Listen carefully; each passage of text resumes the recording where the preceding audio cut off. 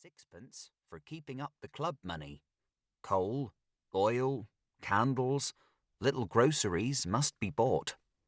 The head of the family is always a smoker, and he keeps back £1 a week for tobacco and beer. A piece of meat has to be provided at least once a day for the father and the working son. With what remains, shoe leather and raiment must be supplied for 11 persons. In the pitcher's case, the eldest boy earns his 3 shillings and 6pence a week, which goes into the general fund. But he must be better fed and better shod than those who can stay at home, and costs, at present, as much as he earns. Then there is the extra money at harvest time, but extra food has to be found also. Beer must be supplied, if it is nothing more than the watery decoction brewed at home. In the case of a wet, long harvest, all profit disappears. Also, there are the heavily wet days of winter, when no field work can be done. The farmer, poor struggling wretch, is glad to save the day's wages and dismisses his labourers to their homes. A few such days, and there are bound to be several in the year, soon neutralise the poor advantages of the harvest. "How is it done?" I ask of Mary.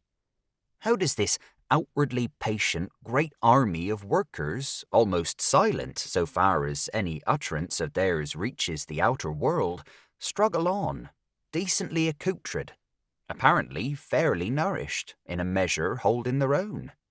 "Some on 'em do it by denying of theirselves," Mary tells me, "and some on 'em by getting into debt."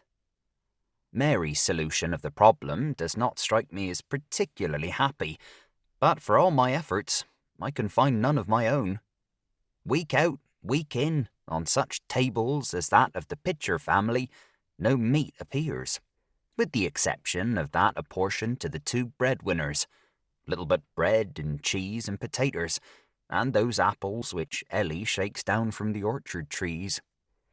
It was a nasty implement, that with which Ben Pitcher corrected the failings of his daughter, but it was handy too.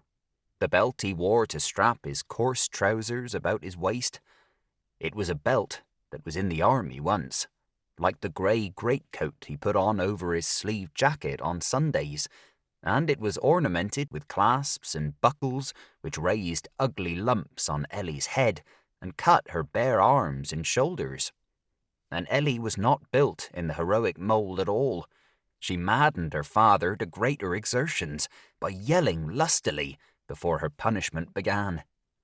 The cottage stands in a lonely spot, and there was no one but the mother to hear Elly's cries, to comfort her when she ran in, bruised and beside herself with rage and hate and terror, to fling herself face downward on the bit of carpet before the fire. Small wonder that mother and child connived at deceiving this husband and father, at once so passionate and so sullen. In all ways they deceived him. Elly's mother, despite the dragging upon her of the constant babies, is a pretty woman still. She is wonderful to relate, light-hearted too, and although her figure is no more, her skin is almost as pink and white as Elly's. Her hair was once like Elly's too, and for all its careless keeping and rough treatment, is of a pretty colour still, and breaks into little roughened waves about her forehead, as does Elly's own. When Elly and she, shutting up 2 or 3 of the older children in the cottage and carrying a couple of babies with them, tramped the 6 miles to Runwich to visit the old father and mother of Mrs. Pitcher.